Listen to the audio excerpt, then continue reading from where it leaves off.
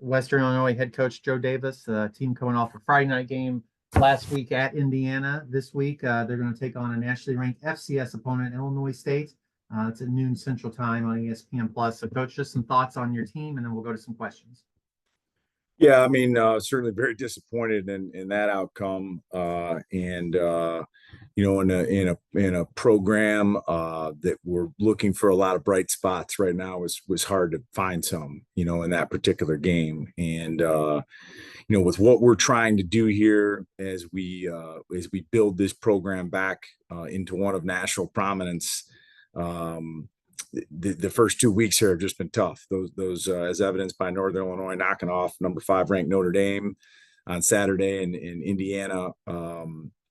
Although it was a new staff, had more than a dozen players brought with them from a 12-win JMU team last year, and the same coordinators and the same system. So just a lot farther advanced when it came to the execution component than us. And we just let that game get away from us very, very quickly there. So the FBS slate behind us now, obviously excited to have the opportunity to compete against an in-state rival here this week, and ready to go obviously with the FCS portion of our schedule. Thanks, Coach. Again, if you have a question, let me know down in the chat and I'll call on you. Barry, you're up first. Go ahead. Hey, good morning, Coach. How are you today? Good morning, Barry. How are you? I'm doing good, thanks. I wanted to ask you, after the last 2 weeks, how do you make sure you get some takeaways and get some lessons out of that film rather than just maybe throwing it away?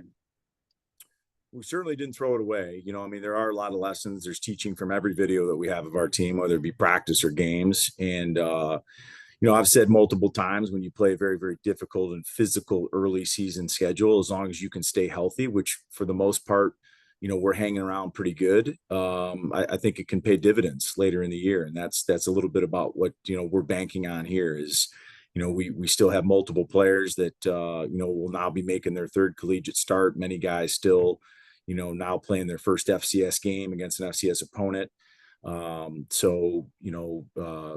Seeing the positives, finding the little victories, in some of those games, even though the scoreboard may not reflect that, is things that we're looking for and we're building on here, and maintaining that positive mental attitude while also maintaining the standard, and making sure that we continue to set that bar high is what we'll do here as we progress, into the FCS part of our season. You talked Friday night about making sure the right pieces were in the right places going forward. For you, after kind of looking at the last 2 weeks, are there, which side of the ball do you feel like there needs to be some adjustments made, and have you made some adjustments?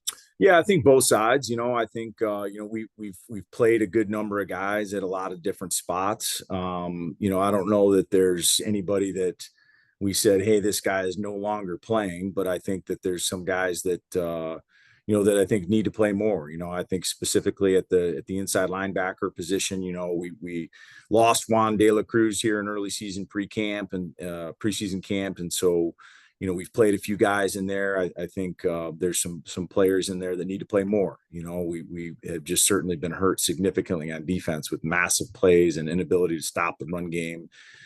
So looking at those guys inside, on the back end, we were able to play freshman corner Jordan Anderson a little bit more against Indiana and kind of get his feet wet, so to speak. And he's a young man that needs to play more. He's extremely talented. He's going to be an excellent player here, and is a guy that we want to, continue to build around. On the offensive side of the ball, we'll probably be starting our third different offensive line combination, in this game here against Illinois State, some of which a little bit due to injury, some of which, again, still trying to find the most cohesive five that we can. So, I mentioned in many of the preseason media sessions that, those pieces to the puzzle was going to be a little bit of an evolutionary process. We were certainly aware here of these first 3 or 4 games of working a lot of different players into different spots until we feel comfortable with who's where. I wanted to ask you about Antonio Chata, who's been really productive for you. Can you tell me a little bit about Antonio's kind of journey to Western and, what he's meant so far? Yeah, big bright spot. Obviously has put points on the game here in the first two games against really, really good opponents. And I was familiar with Antonio from his days at St. Joe's Prep in Philadelphia. Is a big time Pennsylvania football powerhouse, and had recruited there for a long time. When I spent time, on the East Coast, and then we came out of spring football, looking for more competition at that kicker position. And Antonio was looking for a fresh start, had began his career at Rutgers, had transferred to Western Kentucky, and had handled some kickoff duties here and there, but never got an opportunity, he felt, to really compete to be the starting kicker. So we brought him here with that full intent. And him and Christian Masucci went really all the way down to the wire, and both had really productive camps for us. And Antonio sort of emerged there at the end, and has been solid, and other than the first attempt of his college career. So feel good about him and his consistency, and certainly on kickoffs and PATs and field goals, feel like we got a bright spot there. You mentioned Juan de la Cruz, and I wanted to also ask you about Braden Smith. I spoke to Braden at the fall scrimmage, and he was a little banged up. Do you have kind of a timeline for those two guys, or when will you get them back, and kind of what their prognosis is? Yeah, expect Juan back here very soon. He's basically day to day. He's questionable for this weekend. He's back in practice. He's moving around. He suffered a lower body injury in actually our first live scrimmage of fall camp, and so we expect him back here imminently. If not this weekend, then hopefully after the bye week we would get him back. So he's certainly day to day. Braden Smith was another young man that actually suffered an injury in the spring. Tried to kind of fight through it and rehab it, throughout the summer and fall camp, and just couldn't really get back to what he felt was full strength.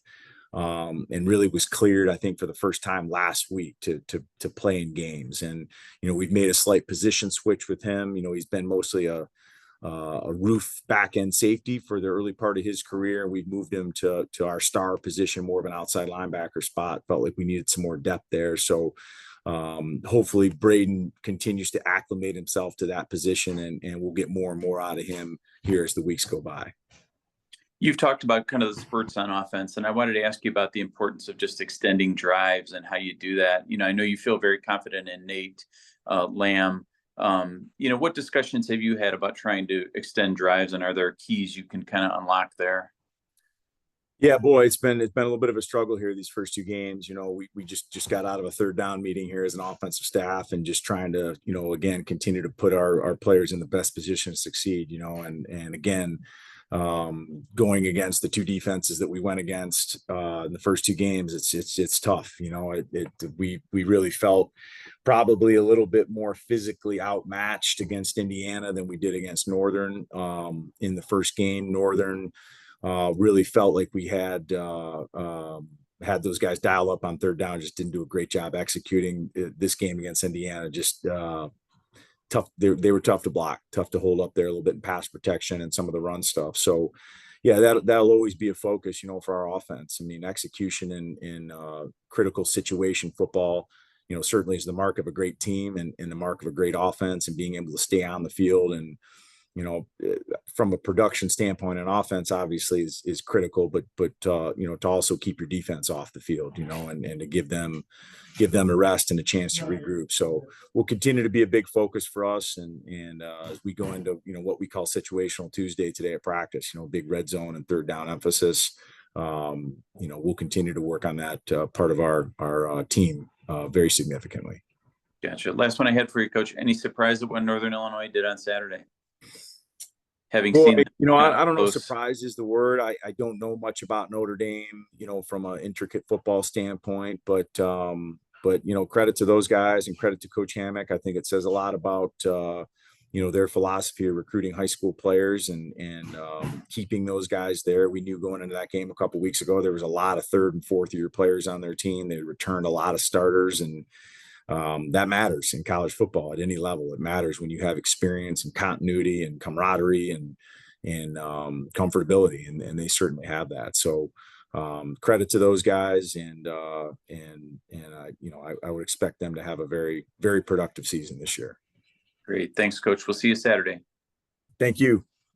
Coach, maybe just one more. You alluded to it, but on Illinois State, they've played an FBS team, and then they played an FCS team. So what have you seen so far through those two outings?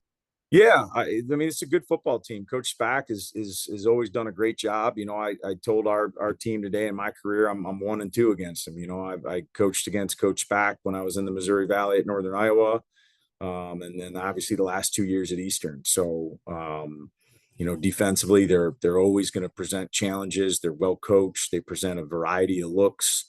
They play very fast and aggressive. I think it's a culture defensively that they've built there over time, and the type of athlete that they've been able to recruit and retain there defensively has helped them, you know, significantly. So there's no doubt offensively we'll have our hands full.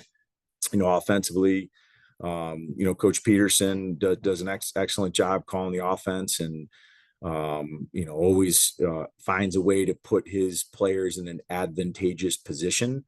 You know, much like us, they're breaking in some, you know, newer quarterbacks this fall. There's always a little bit of a transition with that. You always certainly hope the new guy steps in there and starts lighting it up, but you know, those guys need snaps too. So, no, this is a good football team. You can see why they're nationally ranked, and again, very familiar with them, having coached against Coach Spack, you know, multiple times. So it'll be a great challenge for our program on Saturday afternoon. Coach, thanks for your time this morning. Best of luck on Saturday, and we'll talk to you again next week. Thanks so much, guys.